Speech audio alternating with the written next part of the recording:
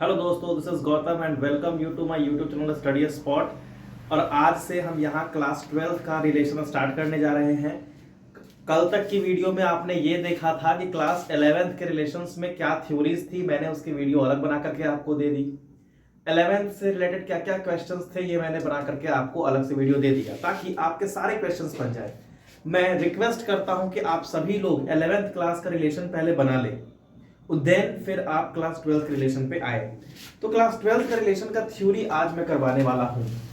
हाँ, हालांकि रिलेशन का मैंने पहले बता दिया था। आज जो भी चलेगा बच्चों, आज चलेगा क्लास 12 का थ्योरी। नोट कर लो कॉपी में।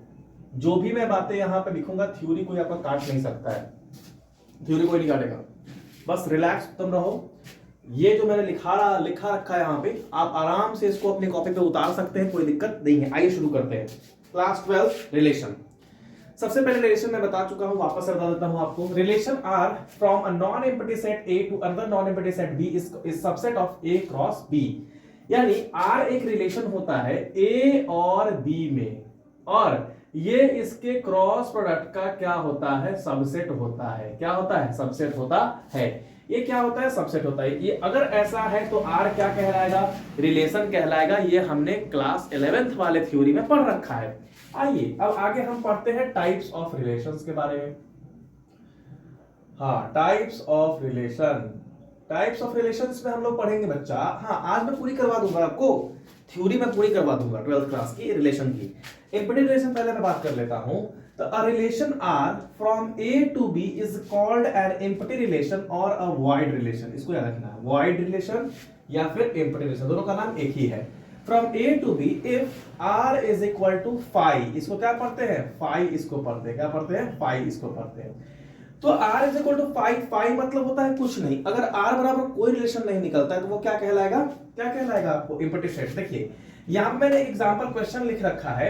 माना कि a बराबर है 2 4 6 एलिमेंट और b बराबर क्या है? 7 और 11।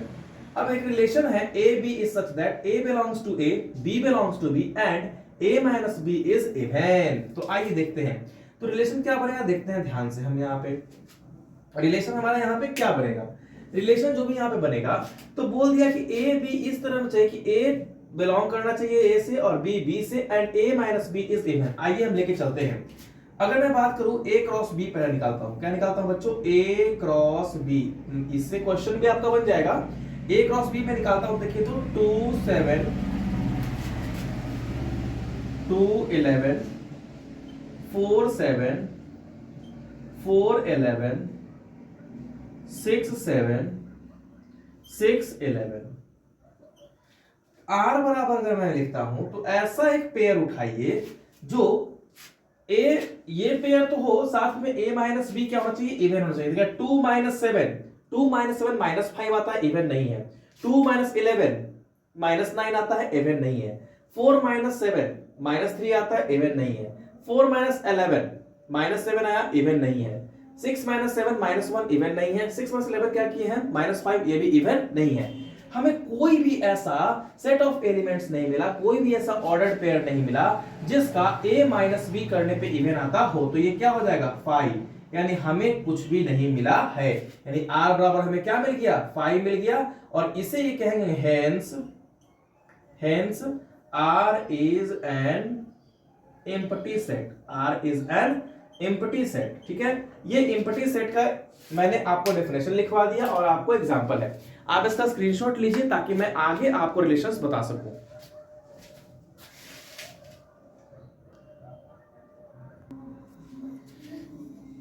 चलिए अब हम देखते हैं यहाँ पे दो और है। एक और है यूनिवर्सल रिलेशन और एक है आइडेंटिटी रिलेशन। यूनिवर्सल रिलेशन हम किसे कहते हैं ये हम देखते हैं ध्यान से। A relation R from A to B is said to be universal relation if R is equal to A cross B. यानी अगर आर जो है ए क्रॉस बी के बराबर आ जाता है तो ये कहलाएगा यूनिवर्सल रिलेशन। एग्जांपल मैंने दे रखा है, ए है 1 2, बी है ए बी। मान लिए कि आर जो है इसमें 1 ए 2 ए 1 बी और 2 बी अगर रहता है बच्चों, तो यहां पे मैं क्या देख रहा हूं कि R बराबर A क्रॉस B हो गया।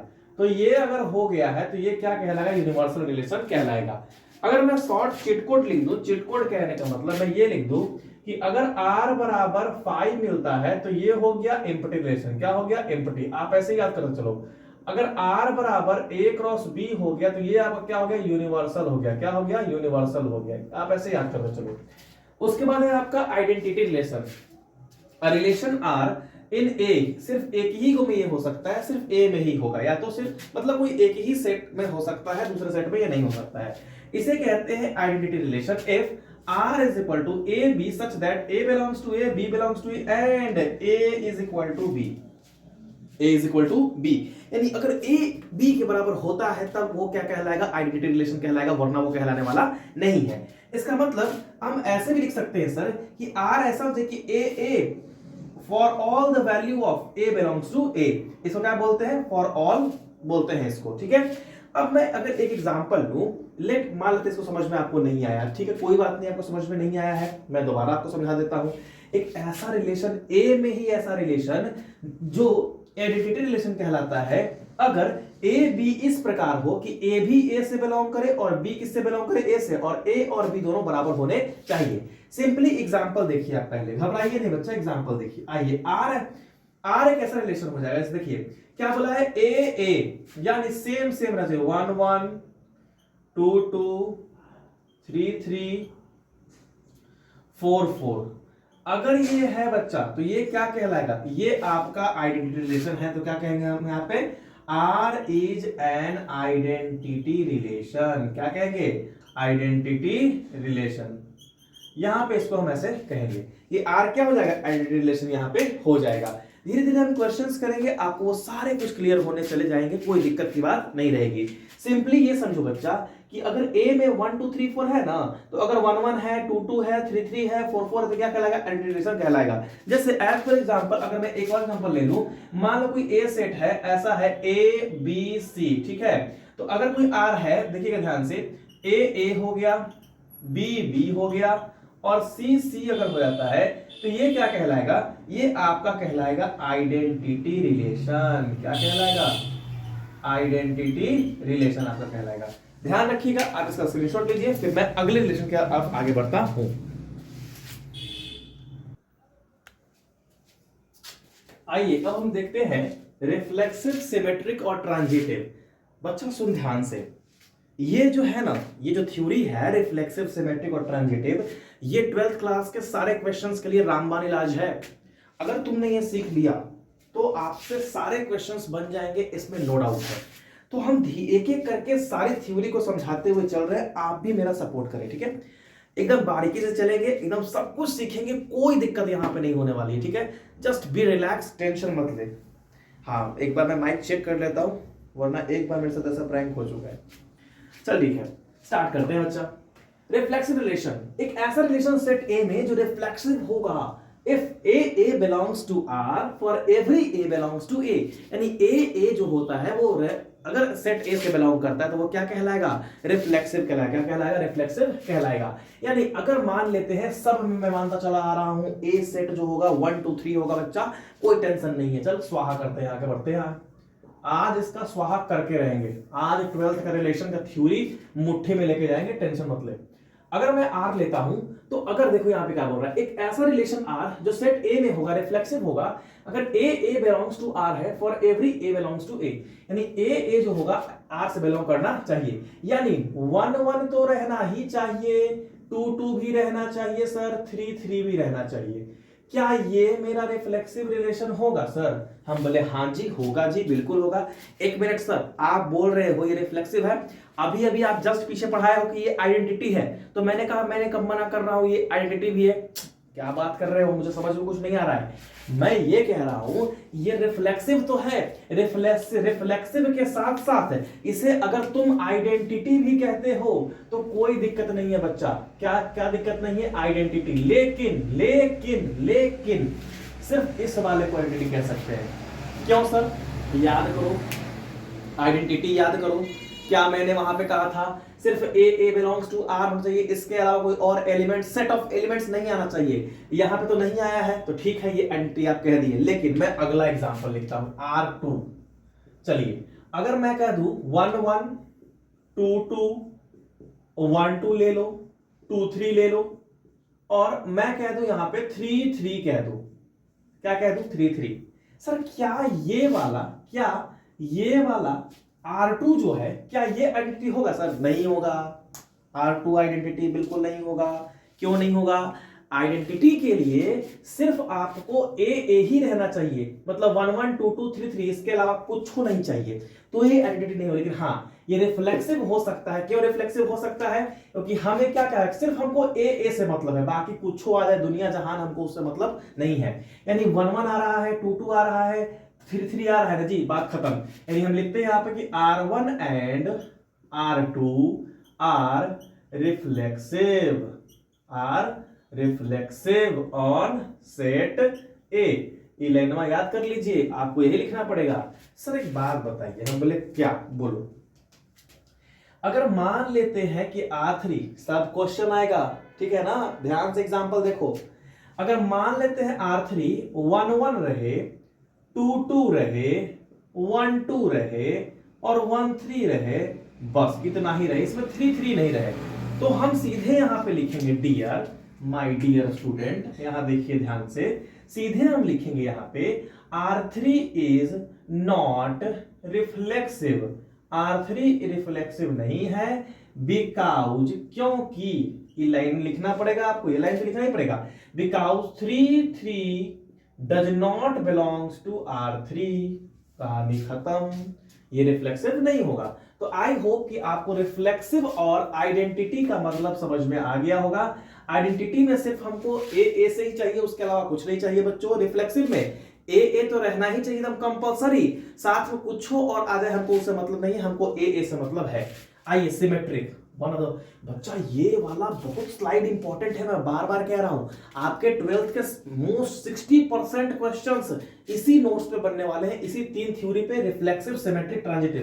क्वेश्चंस मैं दिखा दूंगा, चिंता मत करो। आगे देखो, सिमेट्रिक में बात करता हूं तो एक ऐसा रिलेशन आर में जो सेट ए में होता है उसे हम लोग सिमेट्रिक कहेंगे if A B belongs to R then B A also belongs to R. अगर ए को बोल रहा है कि हम भी पानी में डूबेंगे सर, तो दूसरा का बोलता है कि हम भी पानी में डूबेंगे, वही वाला बात है, ठीक है। ये अगर ए बी आर से बिलोंग करेगा तो बी ए बी आर से बिलोंग करना चाहिए। देखिए आइए देखते हैं, अगर कोई ए सेट है 1 2 3, चलिए ठीक है, कोई 1 2 3 सेट है, तो यहां पे एक ऐसा होना चाहिए कि अगर कोई आर रिलेशन है सर, हम बोले यस सर है, चलिए R1 ले लेते हैं। R1 काहे ले रहे हैं सर, 2 को लेके आपको दिखा देते हैं ताकि आपको दिक्कत ना हो। 1 1 ले लेते हैं, हम बोले ठीक है। 2 2 ले लेते हैं, हम बोले ठीक है। 1 3 ले लेते हैं, हम बोले ठीक है। तो 3 1 ले लेते हैं, हम बोले ठीक है, चलिए ठीक है, कोई दिक्कत नहीं है। आइए अब यही क्वेश्चन का पार्ट शुरू होता है, कृपया ध्यान से समझिएगा। यात्रीगण अपने कुर्सी की पेटी बांध ले, अब हम लोग यात्रा करने वाले हैं। चलिए यहां देखिए ध्यान से, R1 यहाँ 1 1 है, मैं यहाँ इस तरफ आ गया हूं, 1 1 है। क्या अगर 1 1 है तो क्या उसका उल्टा 1 1 है क्या?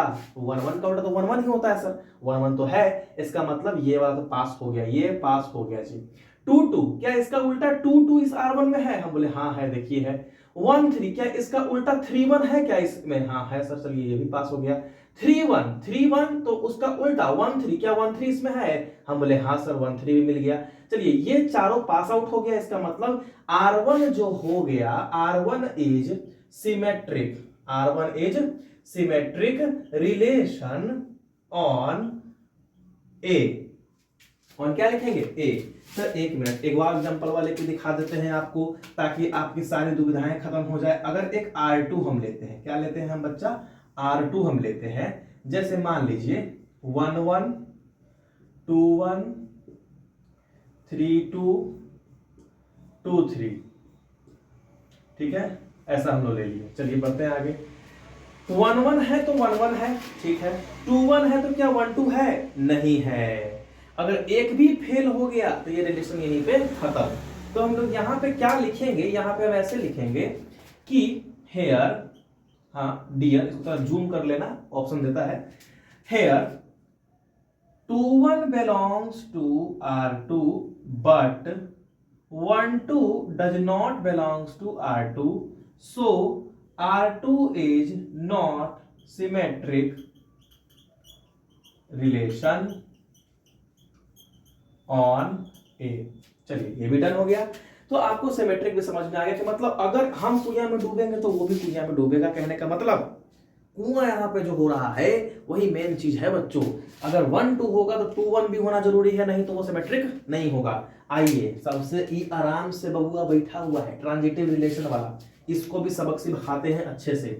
एक ऐसा रिलेशन आर जो सेट ए में है, इसको कहते हैं हम ट्रांजिटिव। अगर ए बी आर से बिलोंग करेगा, बी सी आर से बिलोंग करेगा, तो ए सी भी आर से बिलोंग करना चाहिए। अगर ये होता है तो आपका ये क्या कहलाएगा, ट्रांजिटिव रिलेशन कहलाएगा। जैसे एक कोई सेट है, ए है 1 2 3, 1 2 3 है, तो अगर कोई आर है, आर इस प्रकार है कि अगर मान लो 1 2 है, 2 3 है और 1 3 है, ठीक है, तो यहां पे ये ट्रांजिटिव हो जाएगा। क्या होगा देखिए ध्यान से, 1 2 2 3 तो 1 3 होना चाहिए। देखिए क्या कह रहा है, ध्यान से देखिएगा, ए बी बी बी मिल रहा है, बी बी तो मिल रहा है ना। अगर ए बी है, बी से खत्म बी से शुरू, बी से खत्म बी से शुरू, यानी 1 2 पे खत्म हुआ। 2 वाला खोजिए, 2 वाला यहां पे है, तो 2 3, तो 1 2 है 2 3 है, तो इसका मतलब 1 3 हो चाहिए। देखिए 1 2 है 2 3, इसका मतलब 1 3 होना चाहिए। चलिए 1 3 हमको मिल गया है, तो ये क्या कहलाएगा, R is transitive relation, transitive relation on A. चलिए ये आपको, आई होप आपको बहुत अच्छा समझ में आया होगा। अब एक दो और है, एक इक्विवेलेंस है, मैं आपको बता देता हूं। हाँ गर्मी काफी बढ़ गई है। ये आपको मैं बता देता हूं इक्विवेलेंस रिलेशन होगा। आप इसका एक बार स्क्रीनशॉट ले लीजिए। ये वाला थ्योरी बहुत काम आने वाला है और मेरा थ्योरी गलत नहीं हो सकता, ये मुझे विश्वास है, आपको विश्वास करना होगा। मुझे सपोर्ट करते रहिए बच्चों, मैं सब कुछ आपको पढ़ाऊंगा, ठीक है। तो आप इसका स्क्रीनशॉट लीजिए, फिर मैं आगे बढ़ता हूं।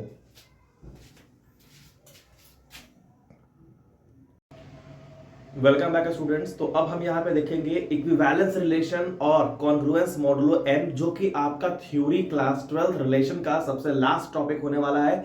अभी तक अभी भी जस्ट हम लोगों ने पढ़ा था रिफ्लेक्सिव, सिमेट्रिक और ट्रांजिटिव। अब इक्विवेलेंस किसे कहते हैं, आइए हम देखते हैं ध्यान से। इक्विवेलेंस किसे कहते हैं, जो रिलेशन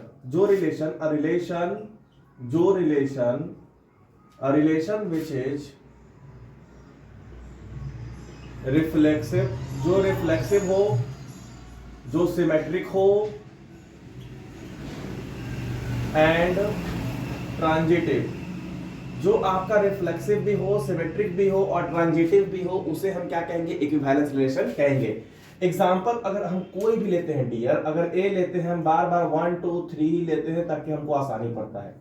अगर मैं बात करूं सबसे पहले रिफ्लेक्सिव की, तो अगर कोई आर एक ऐसा सेट लाया जाए, देखिए आर एक ऐसा हम सेट बना रहे हैं जिसमें रिफ्लेक्सिव भी होना चाहिए, सिमेट्रिक भी और ट्रांजिटिव भी। आइए देखते हैं 1 1 2 2 3 3। सबसे पहले तो ये रहना ही चाहिए, तभी जाके ये सिमेट्रिक होगा। चलिए ठीक है सर, सॉरी रिफ्लेक्सिव होगा। अब मुझे सिमेट्रिक के लिए क्या चाहिए, सिमेट्रिक तो ये भी है सर, लेकिन अगर हम एक आध को घुसा दे तो कोई दिक्कत है क्या, हमें कोई दिक्कत नहीं है। आइए 1 2 2 1, चलिए ये पूरा सिमेट्रिक हो गया।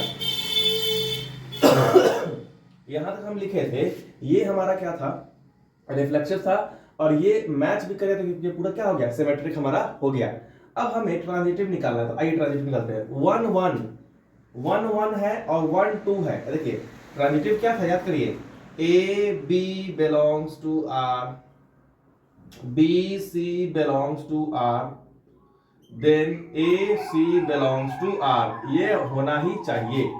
आइए देखते हैं, अगर मैं 1 1 बोलूं तो 1 1 और 1 2, तो क्या 1 1 1 2, तो क्या 1 2 है क्या, हाँ है सर। 1 1 नहीं है, 2 2 2 1, क्या 2 1 है क्या, हम बोले हाँ है। 3 3, क्या 3 3 है क्या, 3 से समाप्त होने वाला कोई है क्या, हम बोले नहीं है सर। तो बोले कोई बात नहीं, दे देते हैं, कोई दिक्कत नहीं है। अगर हम यहाँ पे दे भी देते हैं, चलिए आइए देते हैं यहाँ पे 3 और हम दे देते हैं 2, हम बोले ठीक है कोई दिक्कत नहीं है। तो देखिए ध्यान से, 3 3 और 3 2, हम बोले 3 2 है, हाँ 3 2 3 2 है, हाँ है। आइए देखिए ध्यान से, 1 2 2 2, 1 2 और 2 2, क्या 1 2 है, हम बोले हाँ है। 2 1 1 1, क्या 2 1 है, हम बोले हाँ है। चलिए तो ये एक ऐसा रिलेशन हो गया, यानी यहाँ पे R is a transitive relation, R is a transitive relation. तो अच्छा सर ये तो हो गया ट्रांजिटिव रिलेशन, कोई दिक्कत नहीं है। और कोई एग्जांपल हो सकता है क्या, बोले हाँ हो सकता है। आप ऐसे भी लिख सकते हैं। एक और दूसरा एग्जांपल आप लिख सकते हैं, R is equal to set of congruent triangle. जितना भी कॉन्ग्रुएंट ट्रायंगल्स है उस सब का सेट क्या कहलाएगा, आपका ट्रांजिटिव रिलेशन कहलाएगा। तो ये था इक्विवेलेंस, जो काफी आसान था। जो तीनों हो जाए वो क्या कहलाएगा, इक्विवेलेंस कहलाएगा। ये हम पढ़ चुके हैं। आइए कॉन्ग्रुएंस मॉडुलो M, ये वाला बहुत ही आसान है बच्चों। देखने में सिर्फ लगता है कि बहुत बड़ा पहाड़ है, लेकिन सबसे आसान यही है। देखिए ध्यान से, let A and B be any two integers. A और B कोई दो इंटीजर है, और M जो होगा ना वो कोई एक पॉजिटिव इंटीजर होगा। चलिए आइए देख लेते हैं, साइड में मैं लिख देता हूं, देखिए ध्यान से। इसका शॉर्ट निकाल रहा हूं। देखिए A और B जो है belongs to integer, belongs to integer. अच्छा, मैं उसके पहले एक बात बता देता हूं, कुछ नोटेशंस होते हैं जो आपको याद रखना चाहिए। जैसे n अगर कहीं दिख रहा है तो ये क्या होगा, नेचुरल नंबर होगा, नेचुरल नंबर। z लिख रहे हैं तो ये क्या हो जाएगा, इंटीजर, जिसे आप पूर्णांक संख्या कहते हैं। क्या कहते हैं, पूर्णांक संख्या कहते हैं। अगर z प्लस लग गया इसका मतलब क्या हो जाएगा, पॉजिटिव इंटीजर। क्या हो जाएगा, पॉजिटिव इंटीजर। अगर z माइनस कर दे तो क्या हो जाएगा, नेगेटिव इंटीजर। अच्छा, उसी प्रकार अगर मैं बात कर लूं, r की बात करूं तो रियल नंबर, q की बात करूं तो रैशनल नंबर। तो ये आपको कुछ नोटेशंस आपको याद रखने पड़ेंगे। आइए, a b जो है वो इंटीजर से बिलोंग कर रहा है, हम ठीक है। और m कोई है ना, m ये कोई भी इंटीजर हो सकता है, प्लस माइनस कुछ भी हो सकता है, ठीक है, a और b। और m जो होगा ये होगा पॉजिटिव इंटीजर। कैसा इंटीजर होगा, पॉजिटिव इंटीजर होगा। चलिए अब देखते हैं, यहां से शुरू हो गया। If a minus B is divisible by m, अगर a माइनस बी को m से डिवाइड किया गया तब इसको क्या बोलेंगे हम लोग, इसको बोलेंगे a congruent modulo b mod m। क्या बोलेंगे, मॉड m, बिल्कुल यही वाला, a congruent to b mod m। Example देखिए यहां पे ध्यान से, आइए इसे 15 में 3 है ना, तो आपको सीधे याद रखना कॉन्ग्रुएंस मॉडुलो में कि a minus b by m जो होगा ना वो जो होगा कहलाएगा मॉड m कहलाएगा। आइए तो 15 माइनस 3 हम करते हैं और बाई हम 4 कहते हैं, तो क्या हो जाएगा 12 बाई 4। आंसर क्या आ गया, 3। तो कहने का मतलब यहाँ पे ये हो जाएगा, ऐसे लिखेंगे हम लोग कि 15 minus 3 is divisible by 4। So it is true that 15 congruent 3 mod 4। ये हमारा सही हो जाएगा, ठीक है। तो ये थ्योरी था जो आपका क्लास 12 का काफी इंपॉर्टेंट था। आप इसका स्क्रीनशॉट लीजिए। आई होप आप लोगों ने स्क्रीनशॉट ले लिया होगा। तो बच्चों, डियर स्टूडेंट्स, तो ये क्लास 12 का रिलेशन का थ्योरी था। अब हम क्लास 12 का प्रैक्टिस सेशन चलाएंगे जिसमें मैं ढेर सारे क्वेश्चंस करवाऊंगा। जैसा आपको 11th क्लास में भी प्रैक्टिस क्वेश्चंस मिले हैं उनमें मैंने सारे टाइप्स करवा दिए हैं। आप जाके किताब जरूर बनाइएगा, किताब नहीं बना रहे ये सबसे बड़ी गलती है, ठीक है। हाँ, मैं यहाँ पे अगर मेरी बात आपको डांट लग रही है तो ठीक है, डांट सुन लो, क्योंकि अगर तुम किताब नहीं बना रहे हो तो ये सबसे बड़ी गलती कर रहे हो। सिर्फ मेरी क्लास कर लेने से आपके फायदा नहीं होने वाला जब तक तुम क्वेश्चंस को सॉल्व नहीं करोगे। अब पूछना कहां से, पूछने का बहुत तरीका है। आप मुझे इंस्टाग्राम पे डायरेक्ट मैसेज कर सकते हैं, मैंने लिंक पेस्ट कर रखा है। नहीं तो आप जहां पे भी पढ़ाई करते हैं वहां के टीचर्स से, रिस्पेक्टिव टीचर्स से आप वहां पे पूछ सकते हैं, वो आपको जरूर बताएंगे। नहीं तो आप वहाँ के जो स्टूडेंट्स हैं जो पढ़ रखे हैं उनसे आप हेल्प ले सकते हैं। बट आई डोंट थिंक कि ये सब चीज़ें अभी वो लोग पढ़ रखे होंगे, ठीक है। तो मैं यहाँ जो थ्योरी दे रहा हूँ, थ्योरी तो बहुत ही कारगर है। और जो भी मैं टाइप्स क्वेश्चंस बता रहा हूँ, आप उन टाइप्स को कॉपी में नोट करो। हाँ, वो मेरे नाम से कॉपी बना दो, उस कॉपी में सब कुछ आप नोट करते चलो, आपको ये बहुत फायदा होने वाला है। और एक बात मैं सीक्रेट बताता हूँ, साफ साफ बताता हूँ, मैं जो भी यहाँ क्वेश्चंस प्रैक्टिस करवा रहा हूँ वो सब क्वेश्चंस आपका एग्जाम में आया हुआ क्वेश्चंस रहता है और वही मैं प्रैक्टिस करवाता हूँ। कहने का मतलब ये है बच्चों कि वो सारे इंपॉर्टेंट क्वेश्चंस ही हैं जो एनसीईआरटी के होते हैं और वही मैं करवाता हूँ। So thank you very much for seeing this video. Kindly like, share and subscribe my channel. Thank you.